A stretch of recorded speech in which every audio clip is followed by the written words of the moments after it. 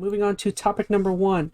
Not going to dig too deep into this one, seeing as how we did a whole episode about some of the major announcements coming from it. But essentially, if you don't know, Microsoft or the FTC lost its lawsuit against Microsoft acquiring Activision Blizzard, and then immediately after, the FTC appealed that decision, which that happened earlier today. So, what do you guys think? Sony's done. Sony better just pack it up. There's no chance anymore. It's Microsoft from here on out. That's it. Call of Duty is the only game we're ever going to play ever again. No PS6. No. Nope. Oh, just write it off now. How long before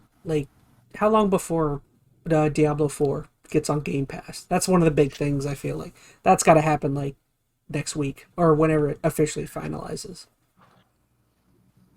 It's interesting because we've heard several statements from like the Diablo directors and Activision be like, nope, that is not going to happen very definitively, but they're not going to have the say in that. They're not going to have the say in that. I mean... And you've also had Microsoft from this court hearing basically come out and say, we have to be profitable immediately. Now, would that be profitable enough for them? I guess that's the question, but probably. So I don't know. I feel like it'll be on there at some point. Mm-hmm. Maybe they'll start with the old Diablos first. Like we'll see like the Diablo 2 Resurrected, and then like Diablo 3 to kind of give us a or maybe like World of Warcraft. Maybe or Overwatch. World of Warcraft would be huge to throw on Xbox. There's a lot there. Well, yeah. I mean, who knows? They have a pretty decent library that they can put on there, and they'll probably make their money back pretty quickly.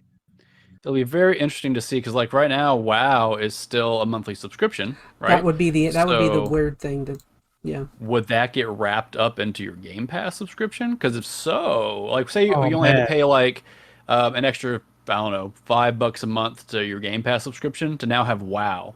Man, that's like years of game right there. What's going to happen is you're going to immediately have anybody who's in World of Warcraft all of a sudden become Game Pass subscribers. Their numbers are going to shoot through the roof. Now, I don't know the viability of the finances there, but that's an idea. I don't know. You kill that which has no life. That's crazy. No life. I don't know. Do you think the appeal is going to go through? No, I think it's going to get shot down. Probably pretty soon, I would think. What about you, Metal? I don't know, man. I don't know. Well, it's the same judge is the one that does the ruling on the appeal as well. So I couldn't imagine she would overturn her own decision. And there has to be something foundational there that didn't happen right or went wrong in the court hearing for it to be appealed. I think the judge's basic decision on like the whole reason the FTC was going against them was to show that Microsoft was going to ruin competitive entries by the other industry leaders, right?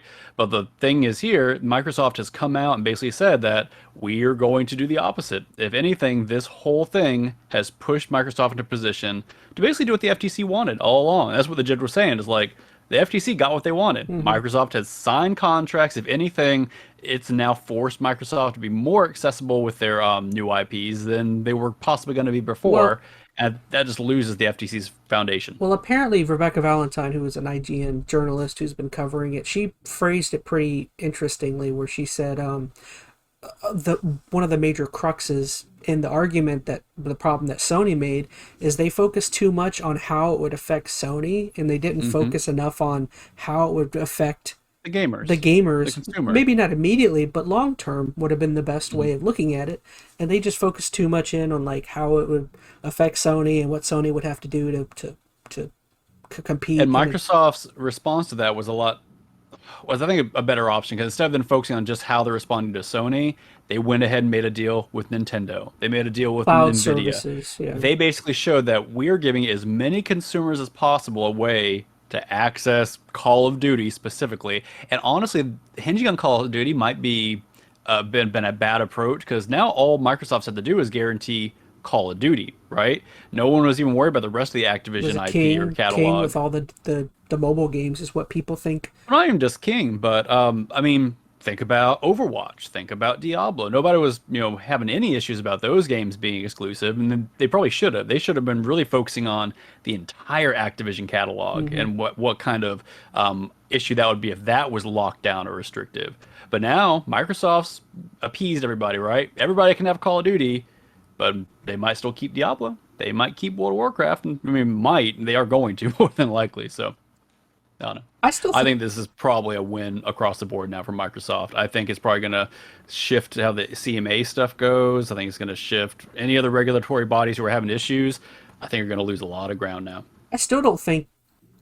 I don't know if Call of Duty will ever go exclusive. I just don't think financially it makes sense for Xbox to do that. They're probably going to make up that money so quickly by just keeping it multi-console. To me, it makes no sense. It makes sense to make a Starfield exclusive because that is a single-player game that you can use to be your console seller, something that'll help sell consoles. Call of Duty, I don't think that would. I don't know. The only reason they'd probably go exclusive with it is if there wasn't enough reason to have it on the other systems. Like, let's say that by them having Activision and Call of Duty, it does cause a shift where more gamers do end up going over to Microsoft. If there ever is that paradigm shift where Microsoft does become the market leader, and it's 10, 15 years down the line, then it makes sense to make Call of Duty Last Golden Goose exclusive, because that would then kill off, or not kill off, but really put a detriment on the other industry leaders. So Sony at that point would have less of a playing field there. So would Nintendo, but Nintendo's always going to have their own thing. So it's not a thing that would happen right now. This is like 15 years out, maybe. Okay, real quick. We spent a lot of time, but I do want to throw in one more thing. Another interesting aspect to this is when the acquisition goes through, how long, because one of the biggest things they have to do is fix Activision Blizzard. So how long does Bobby Kotick stay on? And because I would think you have to resolve that quickly. I mean, he's going to get paid regardless. He's going to get a fat, mattress full of money to land on when he leaves. So it's hard to say. Like, honestly, I'm sure there's contractual controversy. So maybe there's something I think he might stick around for a while now. Like, when the whole news first broke, that was the only thing on anybody's mind was, okay, when does Kotick get out? But that's been pushed to the back burner now with all this legal drama going on. I think a lot of people have not been focusing on it. They've forgotten. But if Kotick just sticks around for a while, I'd love to see him go. I think they might keep him around, though, for a while. If there's not pitchforks outside his window, he might stick around. Well, the main reason why I think he'll stay on is because if you're Microsoft, you want, like you said, you want to see immediate return of investment. So you probably want to keep Kotick in the position as long as you can, so you can figure out how Blizzard Activision works. So it's like by immediately getting rid of him, you know what I mean? I don't know. You know what I mean? Like, you probably want to dip your toes in. I think people want Kotick gone, but I think at the same time, I think probably hopefully the bigger overarching change now will just be Microsoft now having a hand in all the structural stuff in Activision Blizzard, like their organizational policies and whatnot. If they have a bigger hand in there and they're observing things a little more, it's not all just in-house in Activision. You got Microsoft now looking over everything. Hopefully that's going to clean up a lot of the harassment issues and stuff that's been going on. But once again, it's yet to...